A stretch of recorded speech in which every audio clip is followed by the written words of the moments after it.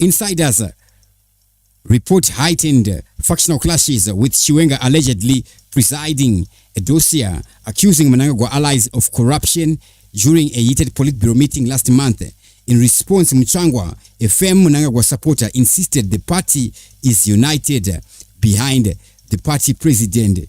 Mutsvangwa ati aiwa batoredu isusu rakabatana uye takamira na Mnangagwa uye tirikumira Mnangagwa uye tikuendera mberi ne donzo redu rekuti Mnangagwa vawedzere term yavo kusvika mana 2030.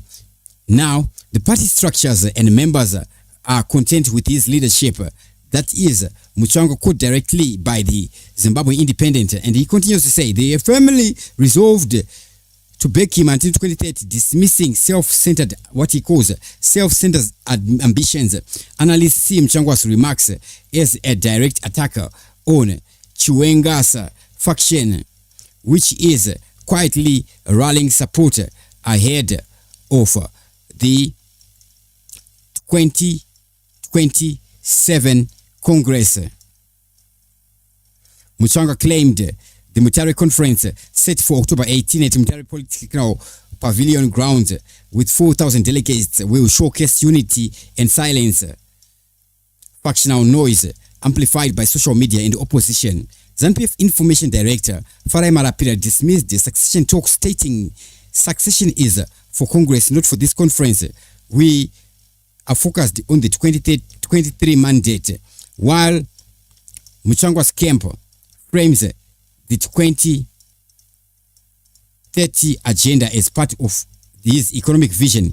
Critics see this tactic as a tactic to marginalize Chiwenga and cement Mnangagwa's dominance.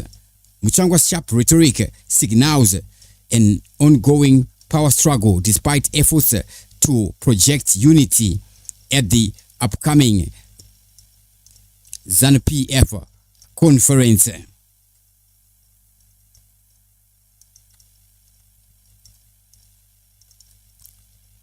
So, what do we see being revealed here? Chiwenga camp flexes muscles. What happened here?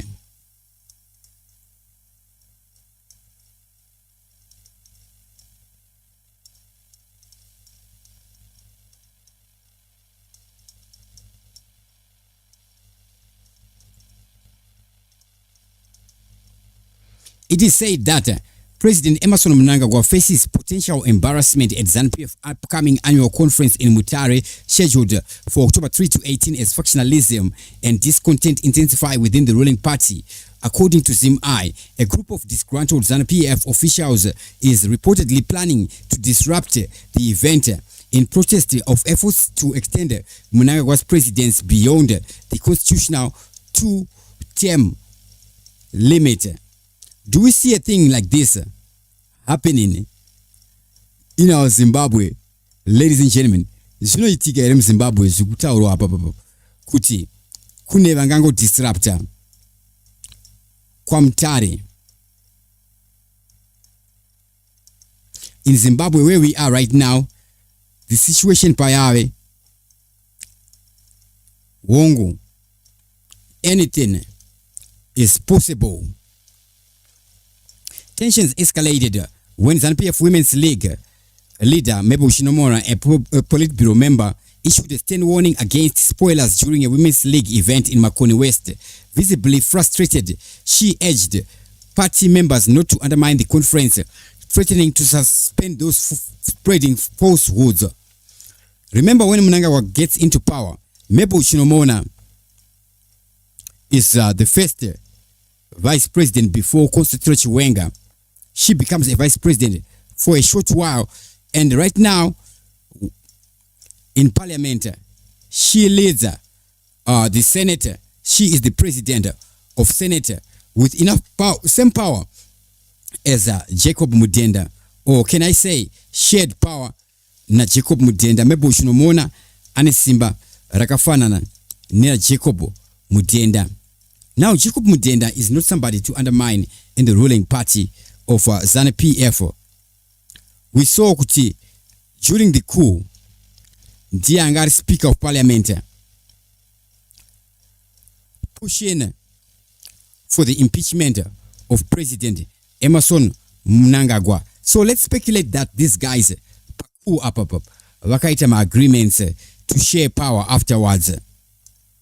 This would mean that Jacob Mutenda is not somebody to be undermined, ladies and gentlemen. Now, at the same event, Information Minister Jennifer Muswere and ICT Minister Tetenda Matera, both Mnangagwa allies, expressed support for the president. Muswere avoided the succession debate, focusing on empowerment initiatives, while Matera, leader of Young Women for ED, openly begged Mnangagwa until 2030. What we shall up when we are quoting these leaders as they are speaking, the push for ED 2030 is their own personal push. As we are seeing young leaders who don't want to be involved in controversial issues like Jennifer Muswere, they talk of development. They don't talk of the 2030 agenda. Remember what would happen during Mugabe's era. Those interested in remaining in power, or those who think that they are closer to President Emerson Mnangagwa, would want for him to remain in power. So I'm not suggesting that this call is not Mnangagwa's personal ambition or not, but we're analyzing things as they are. Ladies and gentlemen, another story, we see this 5 members of parliament in a horror crash. What happened there?